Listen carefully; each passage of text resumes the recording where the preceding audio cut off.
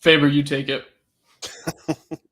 Hello, Canucks fans. Welcome back to another episode of the Canucks Conversation. Quads is 6 inches deep in a panini right now as we are looking outside the beautiful Vancouver on this glorious Wednesday morning, afternoon, a little bit of an earlier show. We are back here for some off-season content. Trade season is coming, and it's coming quick. We saw it kick off yesterday with the big three-way trade. But first, Quads, how is that sandwich that you pushed into the 12:30 hour? I told you it needed to be down by 12:30, and you're still chewing. It's 12:31.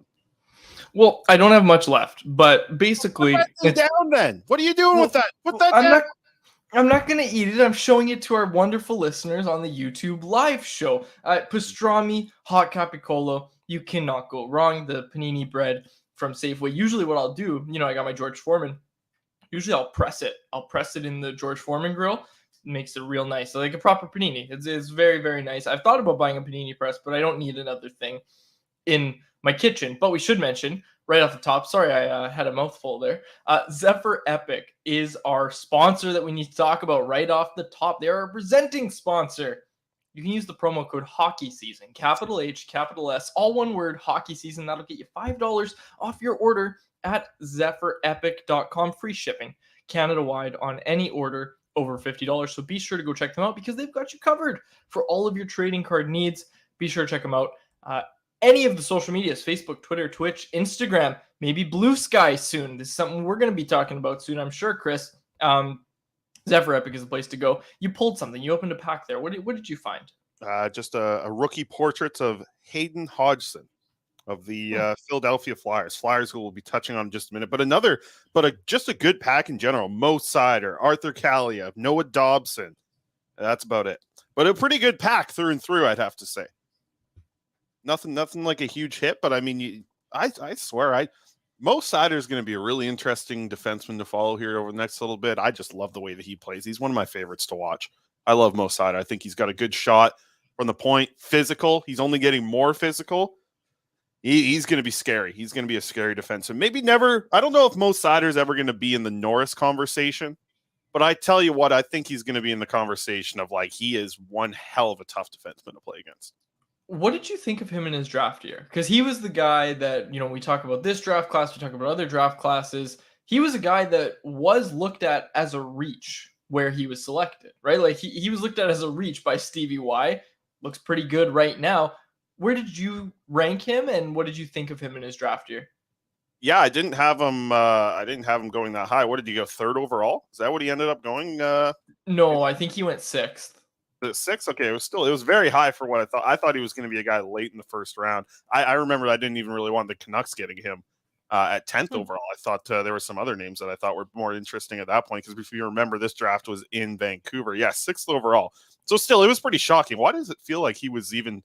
it was a big deal for him to go 6th. I feel like I thought it was 3rd, maybe just for the moment was too much at the time. But yeah, I think I didn't have him I didn't have him going that high. Right now, you redraft, probably putting him pretty damn high in that draft, though. That's for sure.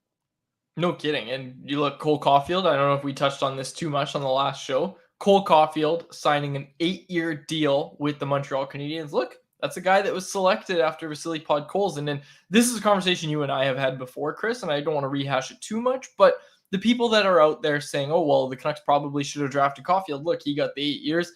Different player types, like different player types. And when you have a player like Podkolzin, you do need to be a little more patient. I'm not saying it's a guarantee that he's going to develop and that in 5 years we aren't saying, yeah, the Canucks should have drafted Caufield. I'm not saying that won't be the case.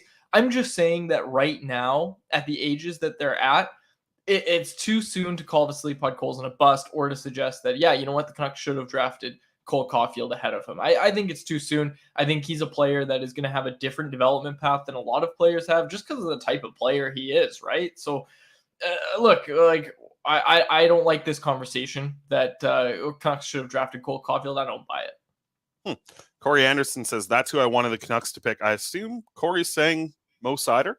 Yep. And that, that would look pretty good at 10. But I'm with you. I think with prospects that are just 3-4 years out of their draft year, I think you're still at the point where you're going to get hot and colds from these players, right? Like when Podkolzin was ripping it up in the second half of his rookie season, and Cole Caufield was doing what? Playing college hockey at the time? Or no, I think he was just making his way into the in the playoffs, but he was having a down year that year. So like, I don't know. I think you're at this age, you're still getting such up and down prospects in that kind of range where guys don't go 1, 2, 3 in the draft. So I think Podkolzin will probably get his over the next couple of years here. And there'll be times where people are making the argument of like, he's better than Caufield. And at least it makes for fun discussion. Matt Boldy's also put himself into that conversation of that kind of picked outside of the top 10 and might be one of the best guys in that draft. So some interesting names for sure. Friend of the show, And Matt Boldy as well, former guest of the show.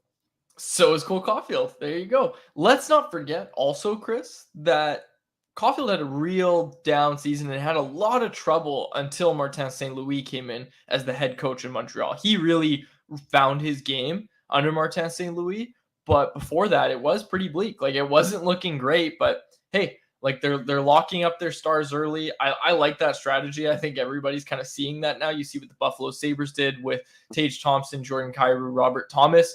You're seeing more and more teams go that route. You almost wonder if the Canucks are going to have a player that they can do that with anytime soon. Like, Pettersson's on his next contract, so it doesn't really count the same way as what I just referred to. Like, is there going to be a player in the next little bit coming off his ELC that the Canucks sign long-term, like for an 8-year deal? I don't know if we're going to see that. No, I mean, the only one, and nothing close to 8 years, but I mean, you could maybe say that Nils Höglander could be a guy who gets like a 4-year deal, but we're not talking 8 years like you're mentioning. I don't think there's anybody even close to that. So potentially, I guess the guy that they draft in this upcoming draft here might be the next one, because I don't think Lekkerimaki is going to be earning an 8-year extension off of his ELC whenever that finishes. Anyways, we don't know when he's even coming to North America. So I don't really have those, the primetime prospects like the Canucks had for a little bit when they had at least one in the system, right? It felt like Quinn Hughes before he got to the NHL was the big deal, and Elias Pettersson, obviously what he did in this draft plus year, and then even following like Höglander and Podkolzin that 1 year after they were drafted. Like, that was a fun season as well.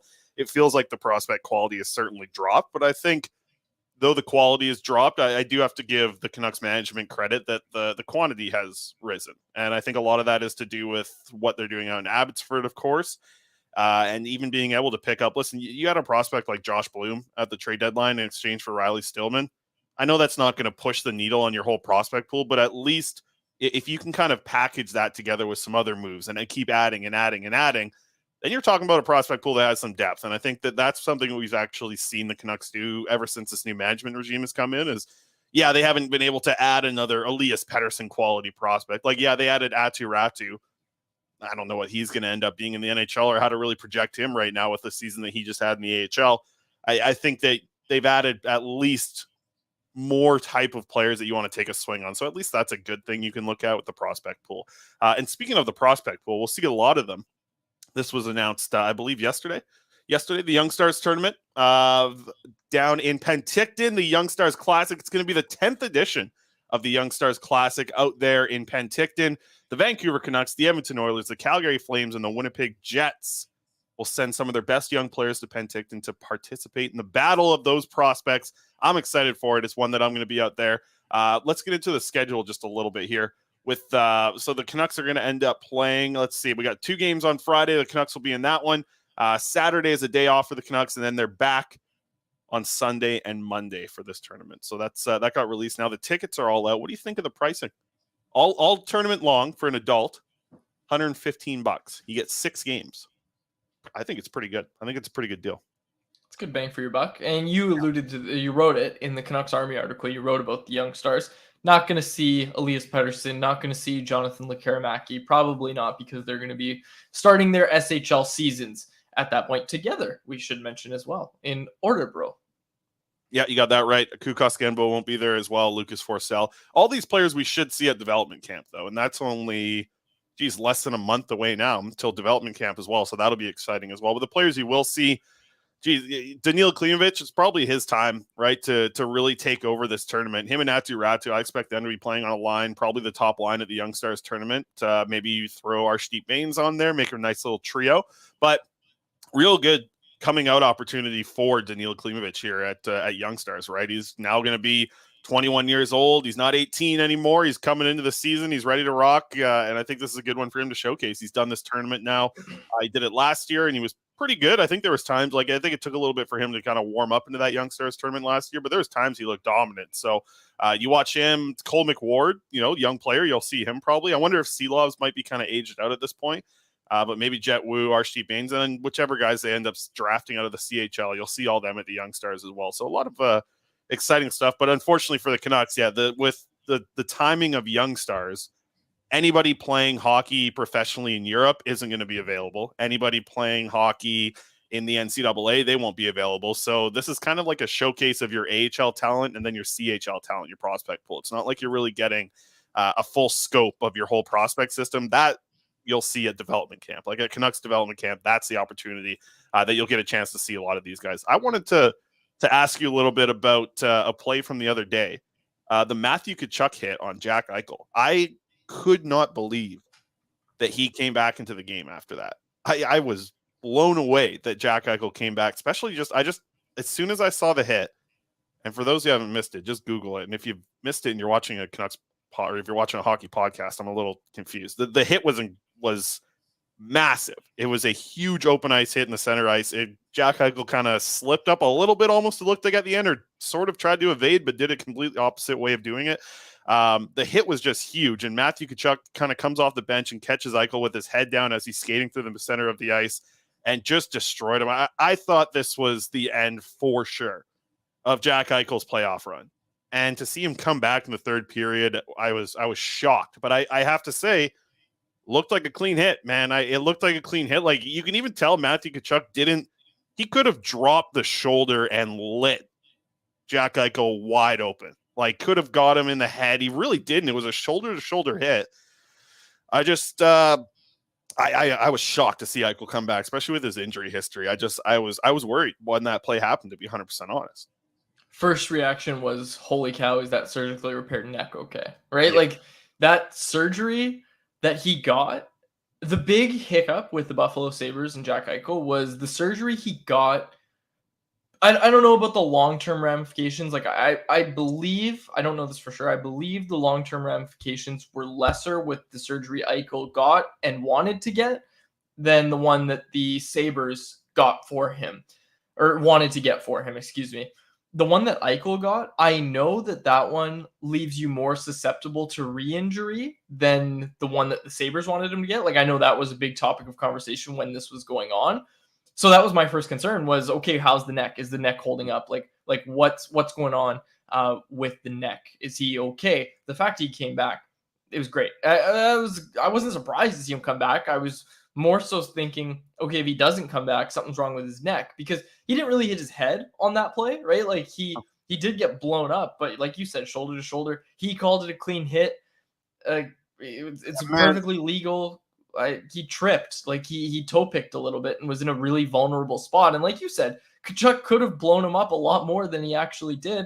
I don't have a problem with the hit at all. No, I don't think so either. But I agree with you. I just think the nature of how he was hit, where all of the force was given, it looked like, to me, I immediately was just like, that's a neck spine, like that. So, yep. I mean, tell you what, whoever did the surgery for Jack Eichel's probably sitting real pretty right now, getting a lot more people signing up after seeing Eichel take a hit like that. That surgeon is probably feeling pretty damn good about his work right now. So good for him. He must be proud about his work. The Jack Eichel surgery and the recovery has been really good. Speaking of recovery as well, I'm going to be in recovery mode tomorrow. I'm in recovery mode right now. I got to say, I'm getting a root canal tomorrow. I got a cavity filling yesterday. I've been going hard at the dentist over the last 2 weeks here, and it's not been great. I got a bite.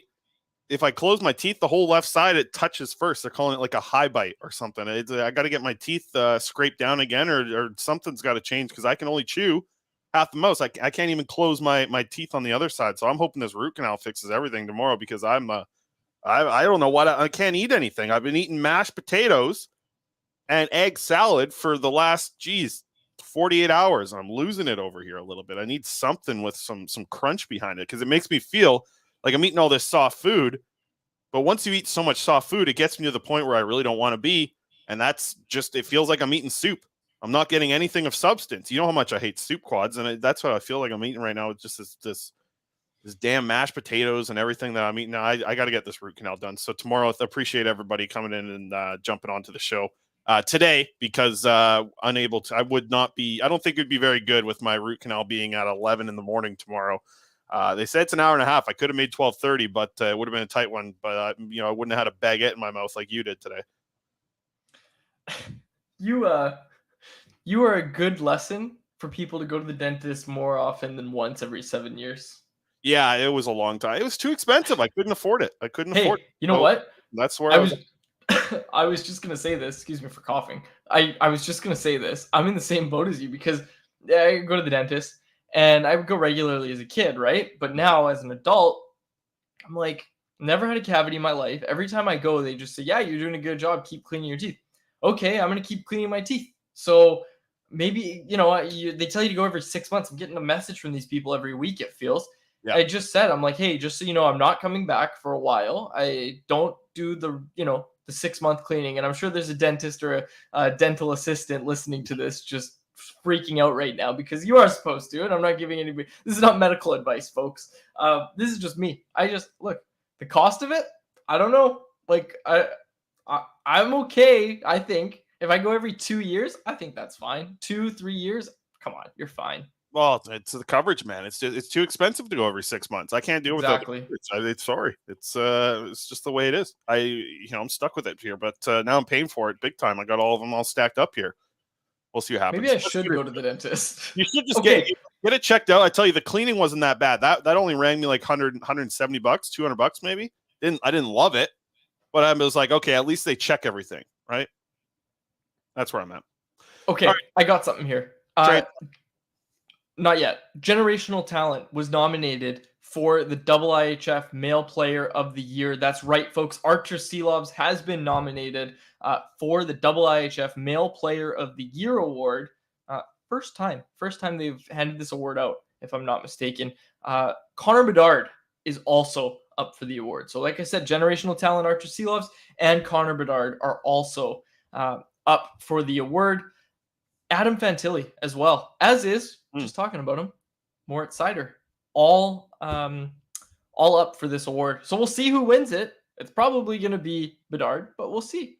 We'll see who wins it. It's probably going to be Bedard, but we'll see. I just want to get that in there. Seelovs is up. Seelovs is up for the award. He's probably runner-up if you think about it. I mean, listen, Seelovs had a good IHFs, but what Bedard did at the World Juniors is a little ridiculous. Remember, we had to try to not talk about Bedard when we were watching the World Juniors. Like, that was tough. But Artie Party, good to have him in the mix for sure. I think that's a good little piece of note and a nice little acknowledgement. I like that. And Seelovs, he likes that, so that's good stuff there too. All right, you ready to dive into it? Or do you have any more little tidbits you want to get into? Iron Sheik, wanted to get that. Iron Sheik passed away today. Wanted to give a real quick shout out to him. Involved on Canucks Twitter with Roberto Luongo and Jose Canseco way back when. So rest in peace to the Iron Sheik. He was great. He was one of the best heels in history and wrestling history. Like I said, a member of Canucks Twitter, even if just for a quick moment there. He was a member of Canucks Twitter. So shout out to the Iron Sheik. Okay, should we get this done? Should we get the business done before we go to trade talk? Because we got something to talk about. Set you up. Let me get a couple comments and you pull up your read. I know you got UFC coming up here in a second. Get that. Right. Let's get to some of the ones. Corey says, Quads, I just noticed you got a new mic. Haven't been live with you guys for a while. Well done, sir. Yeah, the new mic, it looks good over there. We got some talk about Simashev back and forth in there. Corey says every 6 months. Lisa says Nation Network should give you good dental coverage. Well, we'll talk about that. We'll talk about that later. And then Karan says, I heard many people got poor dental coverage. Yeah, poor to none. So yeah, kind of renegotiate. Hey, we've got a whole bunch of agents here in the chat. I like it. We'll save this, clip this, and send it to the bosses. Okay, I want to get this in. Also, so new mic. No, it's the same mic. I just have a new cord. The cord was what was giving me problems before. This is a good mic, folks. This is a good mic. So now I've got this mixer thing going here. So yeah, we're going to get to UFC talk later. Let's go trade season. Let's get to that right now. I got to get the stuff ready for it. All right, fire it up here. Trade season. Let's go. Did you catch my burp there on screen? Hopefully not. That was cut out for a second. It wasn't me. That was somebody else probably. All right, let's get to the trade season talk. We the Kings, Flyers, and Blue Jackets made a massive trade the other day. And We got it up here. Thank you, Aaron. To Philadelphia, Cal Peterson, Sean Walker, Helge Grans, a first-round pick from the LA Kings, and then a second-round pick in next year's draft or the year after. Then the LA Kings picking up, or the Flyers getting a second-round pick as well. This is so complicated. Quads, you read your way through this. I can't do this here. My video is down too. I got to reset here. Give it a nice little reset on your video. Okay, so basically, Columbus gave up nothing, it seems, and they got Ivan Provorov, who is a pretty good defenseman. Like, all things considered, he is a top 4 defenseman. And look, a lot of people made the comparison of what the Canucks gave up for Filip Hronek. Ivan Provorov kind of kickstarts the next phase of the Columbus rebuild. They've been doing a pretty aggressive rebuild since 2020. 2021, I'd say, is a little more appropriate of a timeline to give. They've been doing that rebuild since then, and now they're stepping into that next phase. They're stepping into the phase where the Canucks think they're at as well. Ivan Provorov to Columbus. I'm curious what else the Columbus Blue Jackets do this offseason, Chris, because look, they go out and get Johnny Gaudreau in free agency, right? But they really didn't do enough to make their team competitive. So now, what's the next step? You have Johnny Gaudreau. He's not getting any younger. Like, that's the thing. When you sign these big free agents, you are buying those first years when you're paying for past performance and hoping that they can repeat that past performance when they're on your team. So when you sign a contract like that, you don't want to finish in the bottom of the league. They're going to be very happy to add Leo Carlsson, don't get me wrong.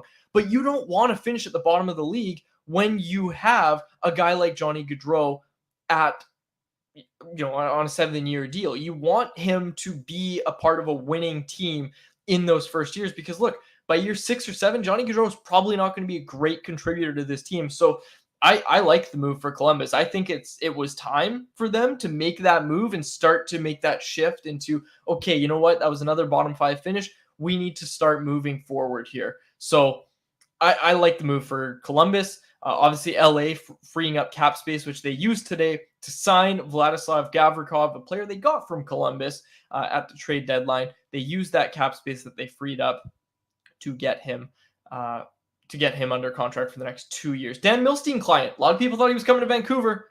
Not happening.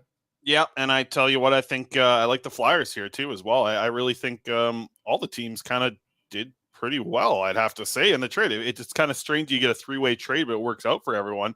I tell you, the Flyers, from what it sounds like, it seems like everybody's on the block. Anybody's available if you come calling to the Philadelphia Flyers. That's kind of where we're at right now.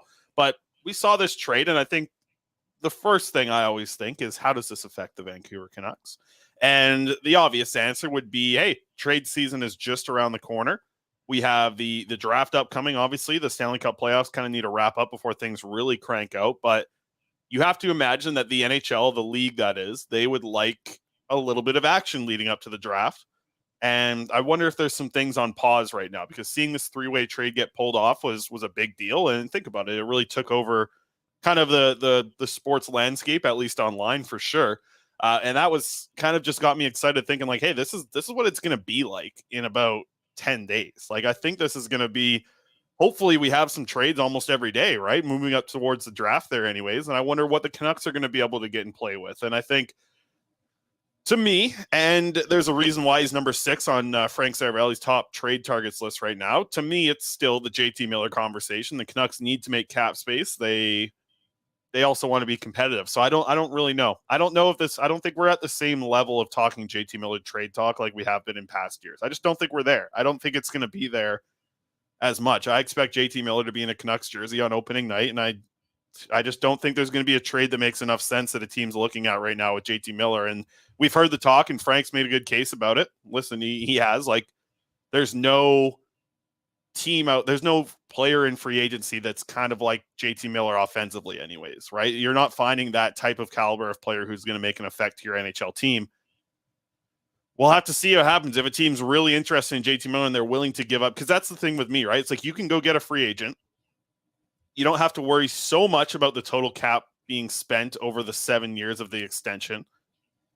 You also don't have to give up any draft picks or capital or prospects or whatever it is that you have in the trade with JT Miller for JT Miller. So the only way it makes sense to me would be if you're trading JT Miller to a team while also taking money back and getting an absolute haul, right? Because that makes the difference. Listen, if you're a team that wants to be competitive and wants to add a player and has a little bit of cap space to do so, you can just do it in free agency. But if you also want to dump 1 or 2 years of a bad contract and also acquire the best player who's better than anybody in free agency, that's the only road I can see JT Miller trade actually getting done. So if a team has a contract in the 4 to 6 million range for 1 to 2 years, that's the only way I can see a JT Miller trade actually happening. And it would have to be a huge haul because you're not only trading for the player who has value, but you're also giving up bad money in return in the trade. So if there is a deal for JT Miller, it's going to be massive in my world because I think that it's going to have to come with some bad money going the other way. You're absolutely right. And we're going to talk about that because it's almost the break glass in case of emergency option. Like it's your panic button if you're the Canucks. Because we saw this trade, Chris, and I heard from multiple people within the league that the reason this trade happened wasn't because GMs just started picking up their phones. It was because a lot of the deals that had been worked out, like a lot of teams have been having discussions right now, and they've hinged on, okay, if the cap goes up, this is what we'll do. If the cap doesn't go up again, this is what we'll do. Now we have a little bit more clarity, as we said on the last episode when I busted out the Gary Bettman impression, that the cap isn't going to be moving up. So teams now understand that they are playing within that scope. So for a team like the Canucks, and I want to talk about this after, for a team like the Canucks, you now see what the cost of freeing up cap space is, because the Kings probably don't make this trade if the cap goes up 3 or 4 million. They freed up 5.25 million or something around in that range. If the news that Gary Bettman delivered earlier this week was, you know what, the cap is going to go up because the escrow debt is about to be paid off in about October, maybe even sooner than that. If that was the news that came from the commissioner, this trade does not happen, at least in the capacity of the Kings giving up what they did in order to just get cap space, not really taking back any real players or assets here, just freeing up cap space. We are now seeing the cost of doing business in this environment. And we already knew what it was going to be like last year, but this year, this is now what it's going to cost the Canucks to free up a cap hit. Now, there's no denying that a guy like Connor Garland with a similar cap hit to Cal Peterson, hell, even less than Cal Peterson, albeit with more years committed, there's no denying that he's a better player than Cal Peterson, and any team acquiring Connor Garland isn't doing it basically just because he's a cap dump, right? Like that's not what's happening. So there is some difference, but we do now have the idea of, okay, this is what it's going to cost any team, not just the Canucks, to move away a bad contract or to free up cap space. Not even a bad contract. That's the thing I talked about on the last show is Connor Garland's a fair contract. It's not a bad contract. It's a bad contract in a flat cap environment on a team with 19 wingers, right? Like then it's maybe a bad contract. That's what it comes down to. So now this is the reality that teams and us as commentators are now working within, right? Like this is the real world now. This is what the NHL's environment is like. Now teams have to go out and figure it out. So now we know what it's going to cost a team to free up some cap space. Yeah, and I think that's where we always talk about, like, hey, teams are going to have to get creative. And that's exactly what we saw in the 3-team deal, right? Like, that's what we saw from teams. They had to get creative with that point. So it'll be interesting to see moving forward. Well, I wanted to ask you, like, is there any other names that even really make sense that could get traded over this? Because I think we're going to see a little bit of a frenzy here before the draft. I don't think it's going to be, you can't put your phone down for 30 minutes type of frenzy, but I think it's going to be like every 36 hours, I think there's going to be something in the NHL world where you're like, whoa, wow, like I didn't expect that. Like, hey, I didn't expect this 3-way trade to go down. I think once the Cup finals finish, I feel like every 36 hours there's going to be a little news nugget where you're like, gosh, geez, I didn't see that coming. That's kind of just how the vibe that I'm getting. And you're right, to have the market be set a little bit more for what, cap dollars are kind of worth right now in the open market, to have that kind of start before the finals are even over. I think that's a good thing to kind of give every team like a level playing ground and at least, bargain a little bit from there on what they think value is for cap right now. This is an excerpt from what Matt Larkin over at Daily Faceoff, friend of the show, wrote about this trade. Rob Blake has done just that. Factoring in the 30% retention on Provorov, the Kings freed up $5.625 million on Tuesday and now have more than $13 million to play with. That's enough to work something out with Gavrikov and chase a high-impact goaltender acquisition, be it Connor Hellebuck, California boy Thatcher Demko, or a mid-tier starting option. I'm not trying to stir things up, but folks, the Kings have problems in goal. Like, that's what's holding back this Kings team. And I know they got Jonas Korpisalo. This Kings team needs a top goaltender. Now, I would shy away from the sideways move with a goaltender where you go out and chase someone like Connor Hellebuck or even Thatcher Demko. When you make a trade for a goaltender like that, I think teams don't quite put enough weight into. I want to word this correctly. I don't think teams, and I'm not saying teams are dumb. I'm just saying I don't think teams put enough weight and thought into the environment that this goaltender that they are acquiring currently plays in and how it differs from them. I'm not sure if going out and acquiring Connor Hellebuck is going to solve all the Kings' problems. One example I'd like to point to, Chris, is Jacob Markstrom getting paid by the Calgary Flames in free agency. If you recall, he adjusted quickly, but for that first year, for much of that first year that Markstrom was in Calgary, he had to adjust to playing in a good defensive environment. He wasn't used to it. He wasn't used to facing shots the way he was in Calgary. He was much more used to a lot more high danger chances, a lot more east-west movement being allowed, and a lot more, like I just said, in tight chances being allowed by the porous Vancouver defense. That's what he was used to. And then Calgary saw him and said, well, he's doing a great job there. Let's bring him in. Wasn't spectacular in his first year. And hell, even this past year, there was problems, right?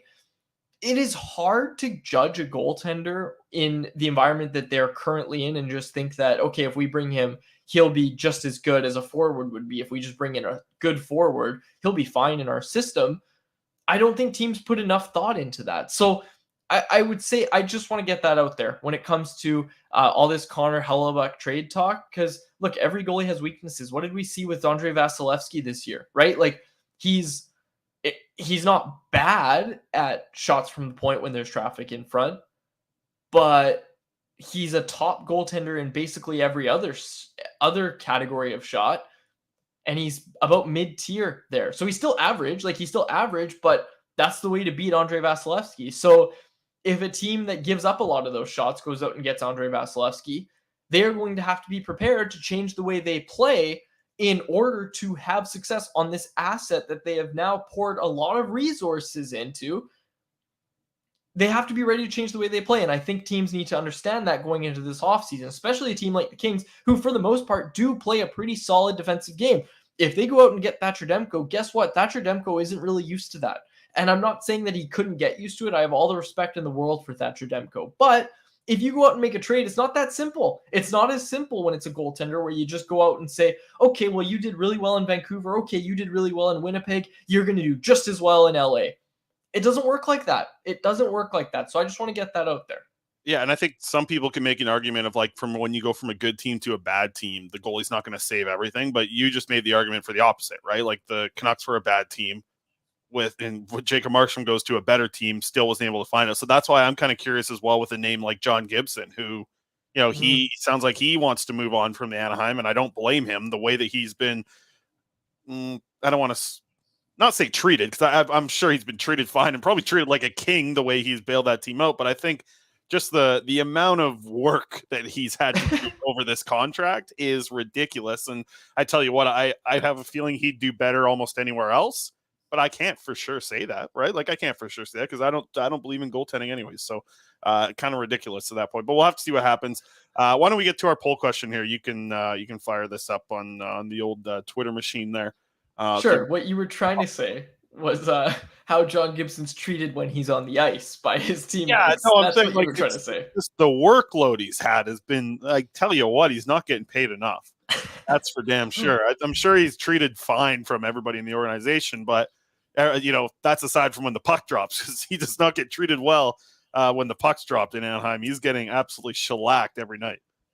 Speaking of getting treated fine, Father's Day is coming up. And you know what a good present is, folks? Some beautiful pop rinds from Oh, our friends over at Atlas Goods.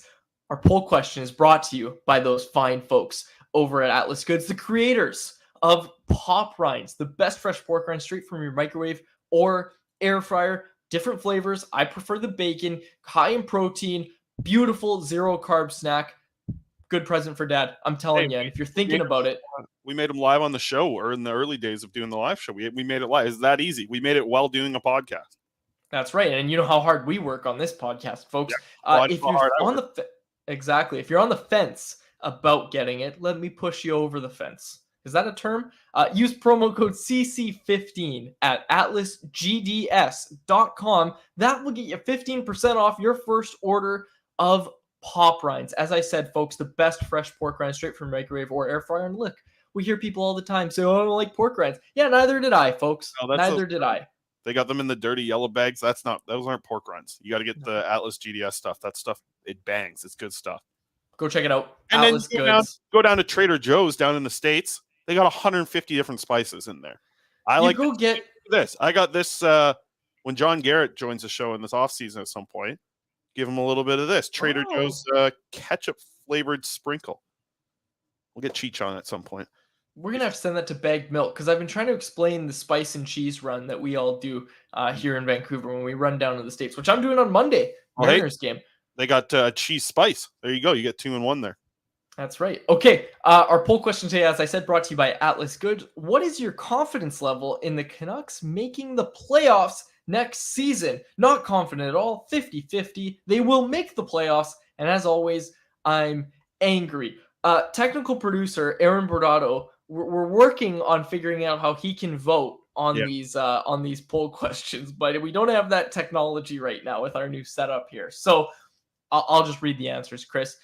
Not confident at all, 50-50. They will make the playoffs. I'm angry. Personally, I went with 50-50, as did the majority. 48% of voters saying 50-50, 35% of voters saying they are not confident at all, 13% say it's a guarantee they will make the playoffs, and 4% saying they are just downright angry. Got a couple replies here. Someone said zero confidence. Another person said, mark me down as both not confident at all and also angry. Where are you landing with this one, Chris? It doesn't matter where I land with this because here's the thing. A lot of the fan base is looking at the Canucks and I'm trying to do the math in my head. Over 80% of people are either 50-50 or not confident at all. Yet, this Canucks team kind of needs to make the playoffs next year. They kind of have to, the way that they've really invested in giving up first-round picks. And like, you don't give up a first-round pick one year and miss the playoffs the next. That's just not the way that you can operate in the NHL and be successful, because those type of things bite you in the ass down the road when you have to pay guys more money on their next contracts and all these things. They add up and add up and add up. And people will say, oh no, like just let them have it now. But let's be honest, like the Canucks and the cap spot that they're in, a lot of it comes from poor decisions at the 2016 free agency. Like they had to trade away Louis Eriksson. They had to take all this money back in the OEL deal. Now what's hurting the Canucks? The OEL deal, all this stuff. It's all connected to a certain way. So like, I just think that the Canucks are in a tough spot where the fan base, as we can see from the answers in this poll question, you know, almost 90% are not confident, or 50-50 or just angry. So the Canucks need to kind of prove something here. There's not a lot of confidence in them to make the playoffs next year. And a lot of it, to me, they have to. Like, to me, they really have to, from the way that they've made moves over the past little bit here. Every time we bring it up, you think about that trade, right? Where it was, well, we have to make the playoffs, so we need to go get OEL and we need to go get Garland. The cap flexibility that the Canucks could have had, not only that year, but now for the next 7 years. Like you look at it and it makes you hysterical. Like it makes you laugh at the idea that we need to make the playoffs, so we need to make this move. We're 1 year away from cap flexibility, but we need to make this move because we need to make the playoffs. And then they fail miserably at that year after year. And I'm hoping not after year. I add 3 years to that because, hey, We're 2 years into OEL and Garland, and we're talking about, oh, well, with a flat cap, they probably are going to have to find a way to move Garland, and OEL is just unmovable. He's an anchor. They're going to have to keep him. Probably not going to be able to buy him out because it costs a lot of money to pay someone not to play for your team if they make that much money. So they're just stuck. They're in this position where it's just horrible, and they did it to themselves. They absolutely did it to themselves. I want to say this real quick because I know a lot of people bring up Connor Garland. Connor Garland's going to be worth his contract over the next 3 years. He'll be more than worth his contract over the next 3 years. He may not be worth his contract this next coming season if he has a down year in a flat cap year. Like, those are the circumstances that he's put under. But once the cap goes up in 2024, 25, and then 25, 26, and you're talking about a guy making sub $5 million being able to contribute what he does at 5-on-5, I don't want Garland isn't the guy to move on from, man. I just don't think so. At 27 years old still, like, it's not like he's even close to, he hasn't turned 30. I mean, the Canucks already made their big investment in JT Miller, a guy who literally turned 30 before this contract kicked in for his 7-year deal. That's why you just have to, they have to go all in. And that's the spot that they've put themselves in. And then, as somebody who covers this team and has to every single day, I have to almost like root for them too. Cause I think, like, what other option do they have? They don't have another option to take a step back anymore. They've already dipped their toes in the water. They're already wet. They can't dry this out. They have to go all in now. And I think that's going to be the interesting thing, is they don't really have a lot of options to go all in. They don't really have the capability with their cap situation or their draft picks to make big trades, or their prospect pool to kind of move in and, cash in prospects to buy and wins now. Like, it's gonna be tough, and I think you can see the reaction in this poll question really says it. The fan base isn't confident they can do it. I'm sure the management group feels good about everything that they've done. They're probably pretty proud of their work, similar to that surgeon that did Jack Eichel's thing. I'm sure they're proud of their work, but you can tell the fan base sure isn't on board. You can tell from the poll results there, and I'm worrisome too. I'm very worrisome about it, because if it feels like the way that the Canucks are going to make the playoffs next year, here's the only way I'd be confident in the Canucks making the playoffs next year. If you could tell me that everything is going to break their way next season. If everything breaks their way next season, I'm confident they're a playoff team. Do I think everything's going to break their way next season? I don't know. We've seen it go that way. We've also seen it go the complete opposite way. So that's why I think the lack of confidence is from the fan base. I think it's similar to the way that I'm feeling about it right now. It's, if they get everything to bounce their way, yeah, but that's a hard ask.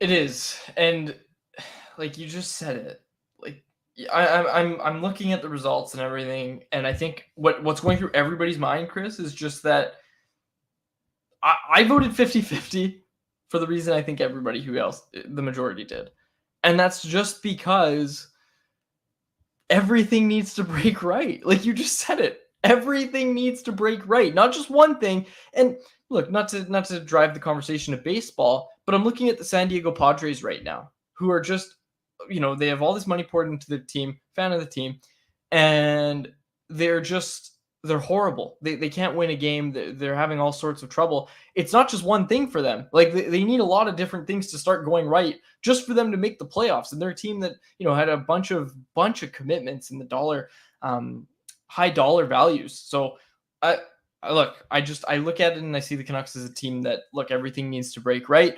Look, the Pacific isn't getting any easier. I think that's the other lesson from everything we've talked about today. The Pacific Division is not getting easier. We're a little behind. I know. Say it again. Did you hear about San Diego, by the way? They had the sun didn't show up for 18 days in San Diego. No, I didn't hear this. What are you talking about? Yeah, it's 20 days now. The sun has not broken through the clouds in San Diego. I thought San Diego was supposed to be this beautiful place. I was watching their game last night. They were playing the Mariners, right? Was I watching that right?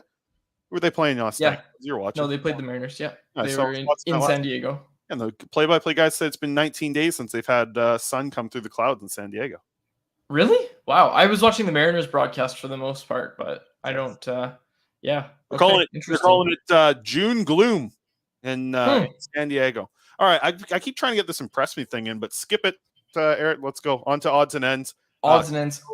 Okay. Odds and ends brought to you by let's hear Quads butcher some names for the next 45 seconds. I've been practicing. Okay. Fired up. We're going to clip this. And post it. Hold on. I got some music for you even too, I think. Here we go. Do you have music? UFC music. You better keep it down because it always, throws me off. So, okay. UFC 289 is returning to Canada for the first time in almost 4 years. Amanda Nunes versus Irene Aldana. That is going to be the main event, and we're very excited for it. Women's Bantamweight Championship match at Rogers Arena on Saturday, June 10th. Prelims start very early. Prelims are available just on TV if you want to watch them, but if you want to get the pay-per-view of UFC 289, we would strongly encourage it. And head on down to Rogers Arena. We will be in the building, Chris, at Rogers Arena to watch 6 Canadians who have been added to the card. Mike Malott of Burlington, Ontario. Jasmine Jasu. I knew that would bite me up. Yep. Jasmine J of St. Catharines, Ontario, who's Mike Malott's teammate, we should add. Marc-Andre Burial of Gatineau, Quebec.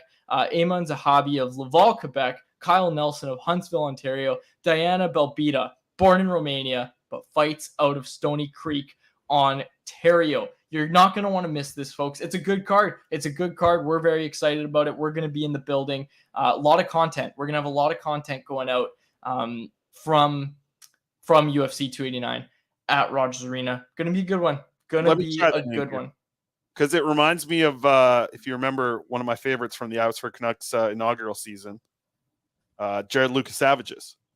This is Jasmine Lukasavages. You just went with that, eh? Yeah. I don't think that's how you pronounce it. She's not expected to beat Miranda Maverick out of the USA, which is a hell of a fighting name. I'll tell you that. But she's the odds don't look in her favor here. So, okay. This is the first pay-per-view in Vancouver since UFC 174 on June 14th, 2014. So you won't want to miss it, folks. Chris, what were you doing in 2014? I was just starting grade 8. Jeez. I think I might have just been starting. I was still playing football at the time. I was playing for the VI Raiders in 2014. That's what I was doing. So life was better for us back then, folks. So you don't want to miss this. You don't want to miss it. UFC 289, June 10th, Saturday on pay-per-view. Be sure to go check it out. Okay, odds and ends. I got one off the top. Yeah, that's my baseball show. Yep. Yeah, my baseball podcast, The Batter's Box. The trailer's coming out today. Me and Mike Liu are going to be hosting it together. Going to be a lot of fun. We did a practice episode, like an episode 0, if you will, and it was really good. I was really happy with it. So first episode is going to actually be coming out on Friday. It is called The Batter's Box. I think if you look at it in a pod catcher or whatever, like Spotify, Apple, it'll be up soon.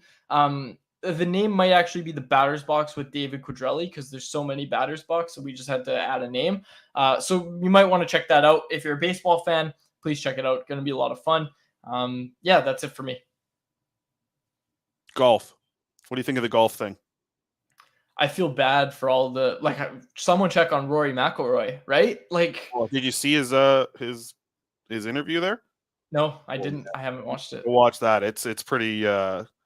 I mean, he doesn't like let his emotions get the best of him, but he's clearly speaking of speaking with not the most excitement in his voice. I'll say that so I don't get in trouble for saying something here. Aaron got in our ear said apparently he said I still hate Liv. Yeah, he did during the interview there, and that it's just tough. I don't know. I don't know what to say.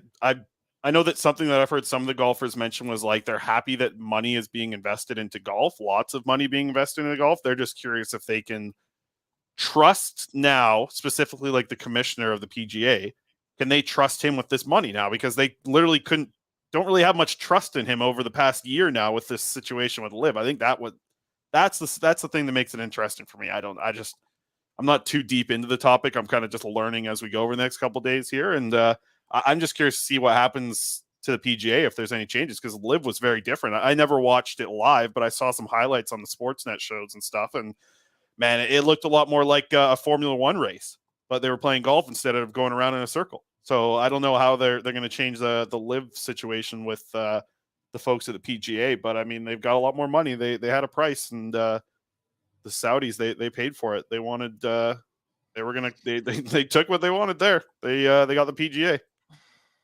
Yeah. All right. Well, we'll wrap it up there. I think that's all we have. Do we get all our business in? Yes. Alice, good poll question. UFC 289 did a great job. I like the new mic. Not much. No, there's not much. What happened in the Canucks for the last 48 hours? Nothing. The young stars got it. Sealoves. Don't forget Sealoves. Yeah, Sealoves, good stuff there. We'll see what happens. I think we'll be back probably Monday, Tuesday next week. We're going to be at the UFC event. If you're going, shoot us a message. Don't shoot Quads message. Doesn't answer anybody. Shoot me a message on Twitter or message the Canucks Convo account or something, and maybe we'll see if there's some way to get together. I'll be at Carve. If you're looking for me on the concourse, check Carve. That's where I'll be. Yeah, sucking on the pickle down there. I know you like the give you that big pickle on the side. Quarter pickle. It's very good. Yeah. Chips. Did you know that tortilla chips are literally at the fancy Mexican restaurants? You know, tortilla chips are literally just a tortilla cut up and they cut it up, then they fry it. Did you not know that? I didn't know that till about 6 months. Man. Yeah. That's the chips. They're tortilla chips. It makes sense. I just never thought of it. And why don't they ever make huge tortilla? You know, the big tortillas that they have at that Subway has them. Huge tortillas. I'm talking like 12-inch plus, 16 plus, like around there. Cut those up into little slivers, and then you got long chips. You never see long tortilla chips. It's always just the little circle ones. Riveting conversation to close out Canucks conversation. It's hard to have a riveting conversation with yourself. God. Well, I mean, what do you want me to say? Like, I'd rather you say something that I know you just want to eat your sandwich. I know that's all you want to do.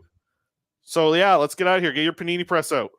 Now, have you, we're a little over time here, but Bert's still sleeping. I'll get the Bert cam going. But I think I've told you this before, but there was a stretch where I was eating a lot of ham and cheese sandwiches. Yep. And I was putting dill pickle potato chips into my sandwich, and it was delicious. It was very, very good. No, I'm fine with that. I got dill pickle mustard. That's my go-to here. It's he doesn't move much, does he, Bert? You guys went for a run this morning. He's all tired out. I'll tell you, he was moving today. We went for a run, came home, elevator was out, had to climb up all the stairs. He was zooming at first because of a retractable leash, so he was gone, and he was like waiting for me at the top of the flight of stairs, and I came up, and then it was another one, and then it was another one, and after about 4, he was like, "How many more of these do we have to do?" And he kept going, and he was a little slower. There was a couple times where I had to go past him and show him that we were still moving up there, but yeah, it was he's had quite a workout today, to say the least. Good for him. Yeah, he's gonna sleep good tonight. That's good. Or he's sleeping good right now. All right, let's go. I know you got the panini press. I got stuff to do. I got to go get my teeth done. That's right. Okay, we'll close it out there. For my co-host, Chris Faber. Yeah, of course. Good luck to you, my friend. And our technical producer, Aaron Bordado. My name is Dave Bourgelli. Listen to the Batters Box podcast. Thank you so much for listening to another episode of the Canucks Conversation. Thanks for listening to Canucks Conversation. Hit the subscribe button to never miss an episode. How about keep it to a thank you, Jim?